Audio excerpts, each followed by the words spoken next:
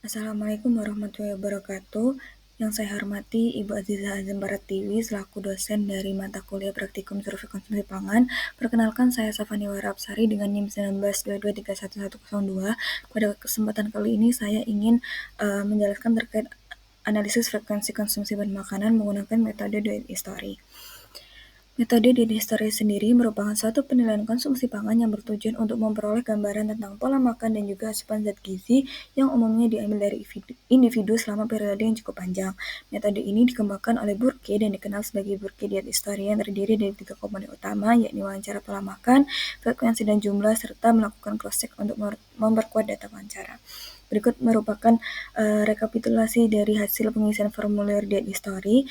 Hasil menunjukkan bahwa responden cenderung memiliki pola makan yang cukup seimbang antara karbohidrat, protein hewani, serta sayuran. Meskipun konsumsi nabatinya tidak ditemukan, responden lebih sering mengkonsumsi makanan dengan metode digoreng dibandingkan dengan dikukus, sehingga potensi asupan lemak jenuhnya menjadi lebih tinggi. Namun adanya pengkonsumsian buah berupa pisang ambon dan juga buah naga dapat menjadi penyeimbang kebutuhan gizi responden, khususnya pada vitamin dan juga mineralnya.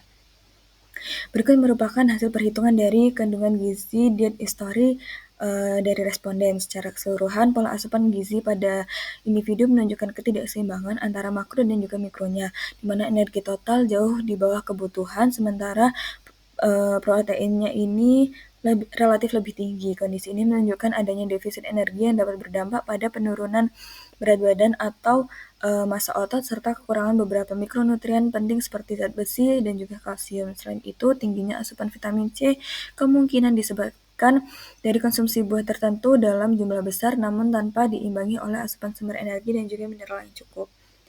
Berdasarkan perhitungan kebutuhan energi dari hasil pengukuran antropometri dengan TB responden adalah 151 cm dan BB-nya 55 kg, IMT-nya didapatkan 24,1 kg per meter persegi, termasuk dalam kategori overweight.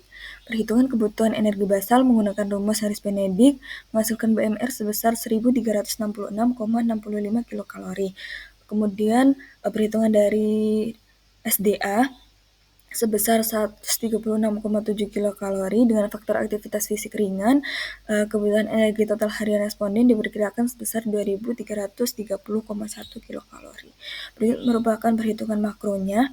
Analisis pemenuhan energi menurut BNPG memperlihatkan bahwa responden mengalami ketidakseimbangan antara asupan kebutuhan energi, yaitu terjadi defisit energi yang signifikan.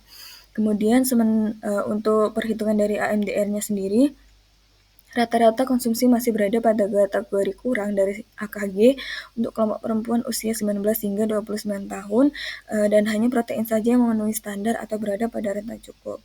Berikut merupakan hasil perhitungan dari mikronya.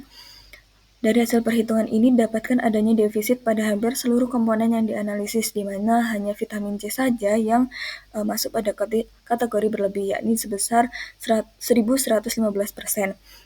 Defisit asupan mikronutrien yang terjadi dapat meningkatkan risiko masalah kesehatan.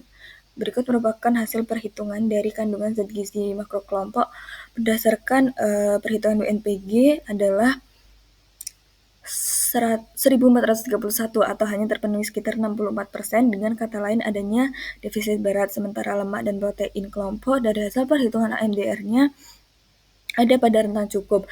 Kemudian kondisi ini menunjukkan bahwa sebagian besar responden memperoleh pemenuhan zat gizi yang cukup pada kedua jenis asupan tersebut, sementara karbonnya masih berada pada kategori kurang.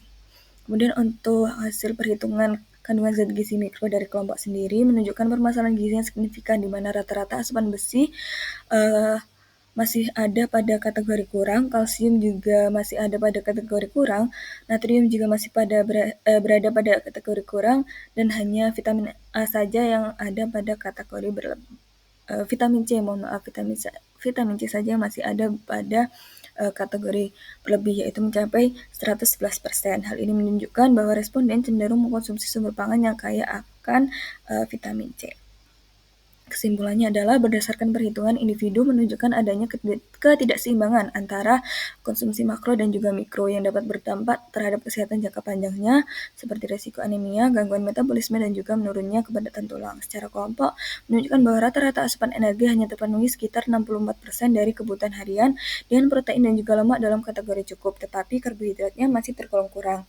Asupan zat besi, natrium, dan juga kalsium juga masih rendah, menunjukkan kecenderungan pola makan yang tinggi protein hewani namun rendah akan sumber nabati, buah, dan juga sayuran.